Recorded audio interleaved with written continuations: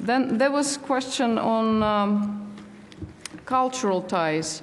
Yes, I mean, we shouldn't underestimate them, and part of Russia's recent activity, also on the part of the opposition, meeting the former, Prime Minister Hijab, who defected in August. A lot of our activities which are less formal, for instance, by association of former diplomats, when they go talk to Syrian opposition leaders, they speak in Russian, because most of these people were educated in Russia. There are several tens of thousands of women, I guess, who married Syrians, and their kids also are bilingual, and so there's a major component here of society, which I think leaves some hope for the future in terms of Russia not ultimately sort of losing Syria, no matter how events erupt. But this is certainly one of the major resources that Russia could build upon in what it believes. I think it sincerely believes at the moment that negotiated solution is possible. I have serious doubts about that, but this is the position of the Russian government at the moment, that they can negotiate a solution. All right, we have permission from the organizers to go a little bit overboard with our time, so we'll take questions from the other side of the room. If you could again state your name, and please keep the questions brief. Phoebe Marr, Iraqi historian, and I do want to congratulate this panel. I think it's been superb. Although I have a disclosure to make, I'm on the board of the Holling Center, so I'm delighted to see it here at the Middle East Institute. Well, it's a quick question, not so easy, but the one country, of course, that hasn't been mentioned in all of this is Iraq. And I just wonder if we could kind of go around from the Syrian, Iranian, maybe Turkish point of view and see how the gradual, the whatever disappearance of Assad and so on, what kinds of pressures are likely to be put on Iraq. We all know there's going to be a lot. I was fascinated to hear that the route to Damascus is through Palmyra and Deir ez-Zor. That's pretty close to the Iraqi border. Turkey, you didn't mention the Kurds too much, but we all know that's the implications of that for northern Iraq and northern Syria, and Iran is a big topic, but whatever you want to say about it, Genevieve. Thank you. And we'll take one more, and then we'll give a chance to the panelists. Thank you. Basma Momani, professor at the University of Waterloo and senior fellow at CG and Brookings. My question is to Mr. Kardas, or Professor Kardas. You spoke of this transformation, this shared transformation in the Arab world and Turkey. Could you be more specific and explain what that is? And I'm sorry for the statement, but to Ms. Stepanova, I mean, it's disingenuous to suggest there's Russian neutrality when there's so much arms being shipped to Syria every day to replenish their machine. But the question I have for you is there Islamophobia in Putin's policy? Does he see Syria as another form of Chechnya? I'd appreciate your thoughts on that. Thank you. All right. On Iraq, perhaps you want to start, Kardas? Or Ahmed, why don't you start, actually, and then we'll give Kardas also the question on the transformation of Turkey. Okay. I mean, I think Iraq really is between a rock and a hard place here. They have their issues with their own insurgencies, and so having another insurgency next door to them is probably not a very happy place to be. They're still trying to get to grips with theirs. There is the Iranian influence on the Maliki government, and obviously that's also weighing very heavily on them. So I think, and it's clear, at the Arab League, just I think before yesterday, one of the countries that voted against recognizing the new coalition at the head of that was, predictably Iraq and Lebanon. Lebanon because of Hezbollah, and Iraq because of Maliki. So both Iranian, influences sort of pushing there. So I think that Iraq will continue to try and keep itself out of this conflict as much as possible. I don't think the Iraqis want anything to do with this, and I don't see any impact from the Iraqis in any near future. Right. Kardas, do you want to take the Iraq question with the Kurds as well, and then move on to the details of the transformation of Turkish policy?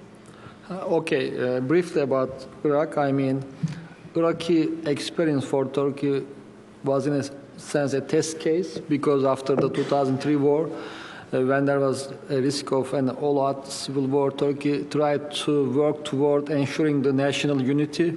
So in that sense, again, Syria presents a similar scenario. So in that sense, the overall approach, the lessons learned from Iraq applies for Turkey in the case of Syria as well. But the specific issue of the Kurds in Iraq and today Kurds in Syria, I mean, if we look at the evolution of Turkey's relationship to the Iraqi Kurds, the northern Iraqi Kurdish administration, initially, even like before the invasion of Iraq, the main concern of Turkey was the future of the Iraqi Kurdistan.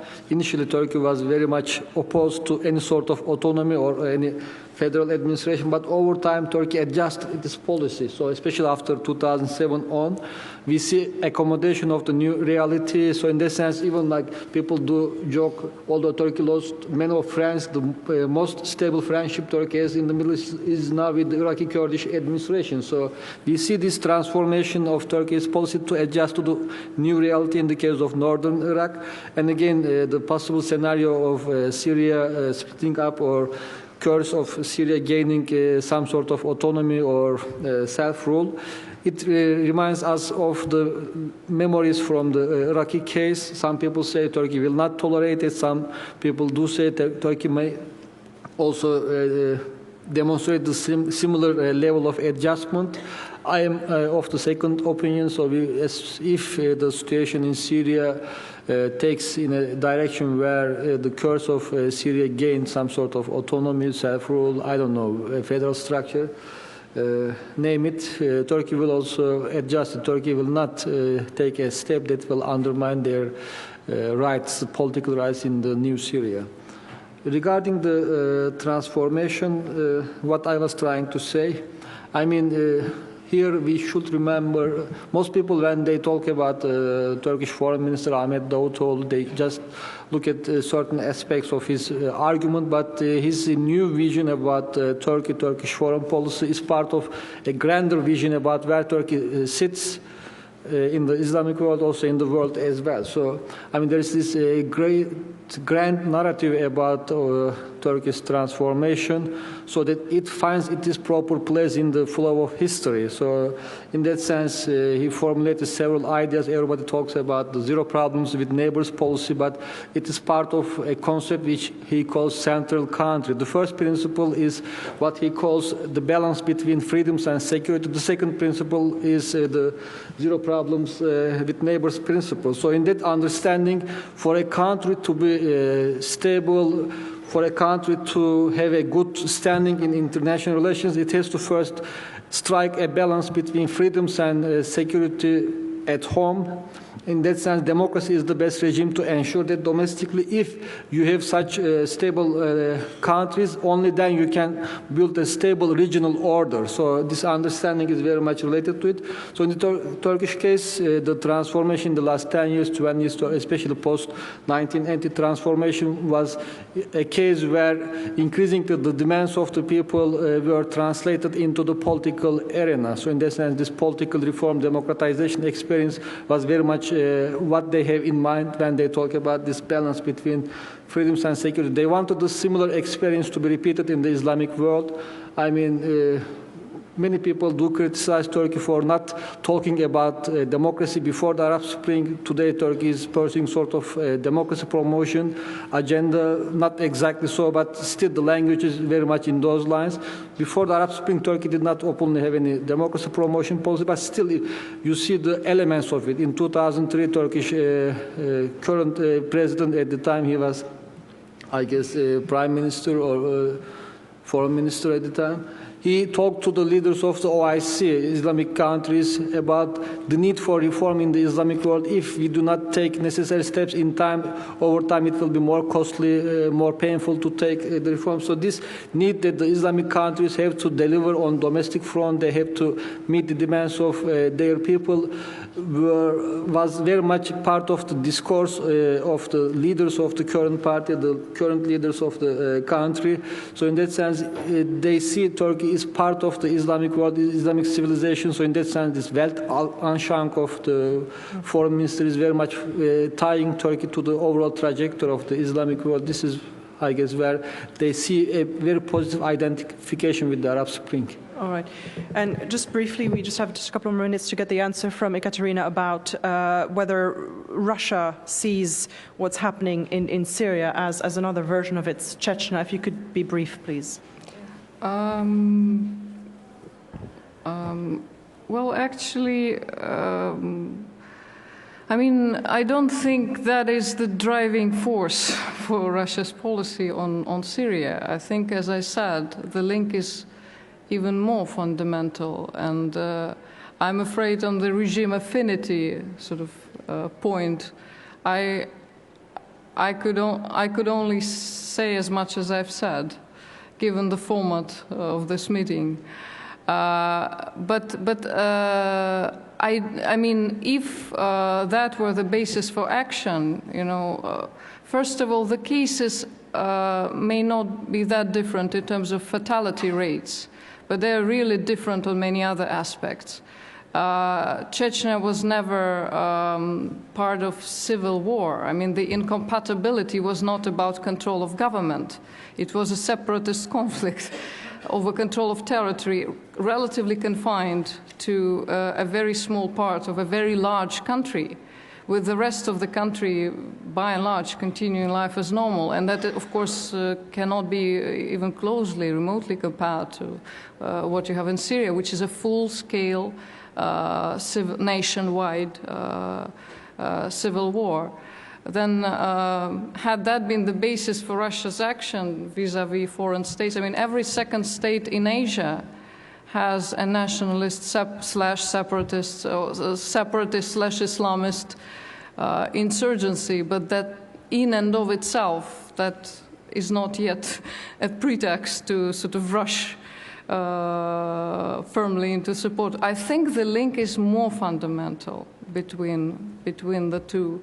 And I'm not sure you're using the term xenophobia in this context in the correct original sort of Thank you, Ekaterina. And I know that we haven't given Randa the opportunity to answer a question. Randa, do you have one more idea or one more statement that you would like to give us, your concluding thought before we close the panel? Quickly, I hate to disagree with my friend here, Amr, but I think the opposition has done a bad job in reaching out to the Alawite community. I mean, chance of any kind of implosion of the regime rests on, enough a critical mass of Alawite disassociating their physical survival from Assad's political survival. And I think what has prevented that from happening is partly definitely the regime, but a lot of it also is the opposition, having failed to develop a narrative and a strategy that can assuage the fears that truly exist in the Alawite community. All right. I agree in that.